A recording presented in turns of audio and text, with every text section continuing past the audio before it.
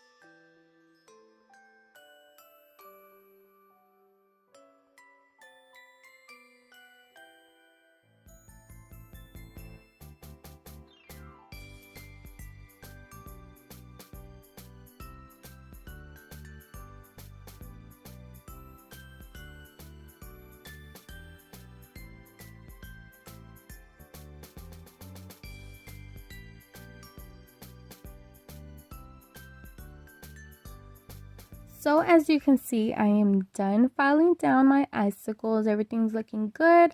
I double checked my work. Everything's just how I want it. And I went in with a napkin and some alcohol, getting rid of all that dust. Now moving on to the next step.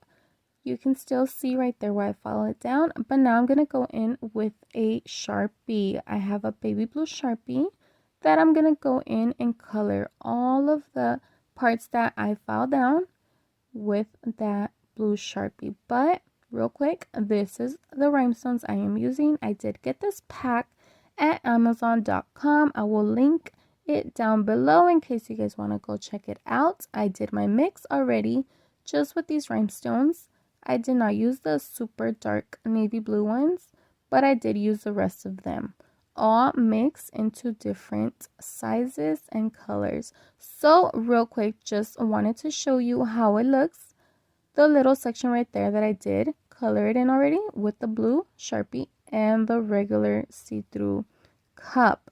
So that's why I want to color it blue, because you see the difference, how it looks more beautiful. It just pops. It gives it such a different look. It makes the rhinestones pop, and the rest just looks clear. I mean, it's optional if you guys want to color it in or just keep it like this and give it more of a white icicle look. That's optional too.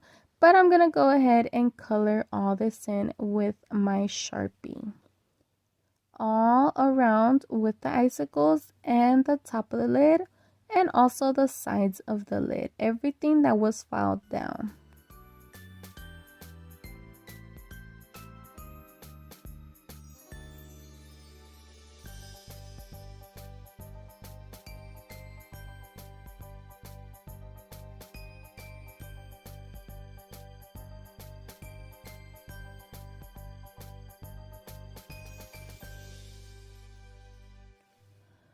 So remember, I did tell you guys to color in everything that was filed down. That includes the lid and the sides of the lid. So once you are done with that, do leave it to the side and let it dry, because you don't want that marker coming off. So now that it's dry, I can go ahead and start placing my mixture of rhinestones. So this is the epoxy I'm using, Bob Smith 30-minute cure. I went ahead and mixed that and applied it to my lid. Do remember, depending on the glue of your choice, it gives you a certain amount of time to work with. So do work by sections. You know how fast you can move. So it gives you time to work with it, and it does not dry up on your lid, because then that causes a whole nother problem. So go ahead and start placing the rhinestones on your lid. Like I said, I am using a mixture of sizes and colors. I do love to begin with my edges. It just helps so much. It works as a guide and it just makes life easier for me. So that is what you see me doing here. I am doing my edges and then I'm going to go ahead and begin placing all the rhinestones in between right there, working my way all the way to the other side of the lid. Make sure you fill in all your gaps, double check your work. Make sure you don't have any rhinestones overlapping, or any upside down or, just double check your work always. So as you can see there, I'm working my way to the middle. I began another section of epoxy, as you can see there, and continued placing my rhinestones. Do also check that your rhinestones do not overlap to the edge of the lid or around there where the straw goes, because then they will fall off and then your straw won't fit through the little hole. So do check on that also, and just continue finishing up the lid.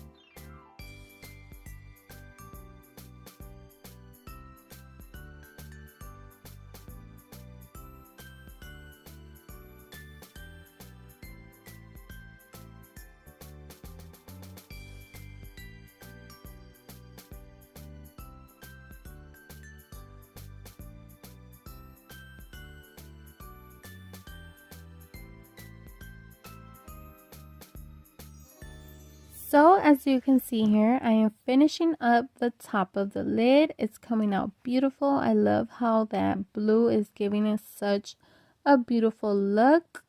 So now I'm going to move on to the edges of the lid.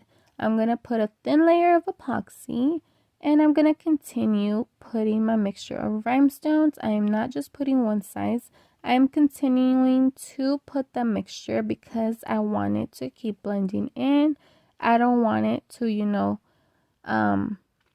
take the mixture away or, the blend. So I'm going to continue using my mix all the way around the edge of the lid.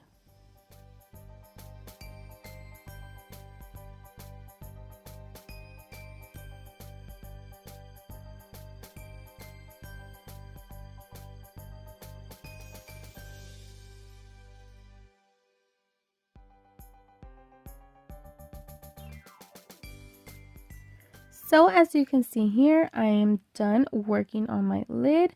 I'm going to go ahead and double check my work, make sure no rhinestones are overlapping onto the edges. There's no gaps, everything looks good, and I'm going to go ahead and place that to the side and begin working on the actual icicles on the cup. So I am using the same epoxy for the rest of the cup for the icicles. I'm going to work by sections and continue using my mixture of rhinestones. I do like to begin with my edges, as you may know already, by the lid. And I just feel like that just helps as a guide. And it just makes everything much easier. For the little tips of the icicles, I am using much smaller rhinestones. It's about a size 3. And then maybe a size like 8. So it can keep that pointy and, icicle look. So there you go. Continue placing your rhinestones all the way around. Make sure it's not overlapping to the edge of the cup. As you can see there, that's my first icicle. Look how it looks with the lid. It's starting to look super cute already. So as you can see, I am going to be working by sections, placing my epoxy with a toothpick because I just feel like it makes a life much easier. The icicles are really thin.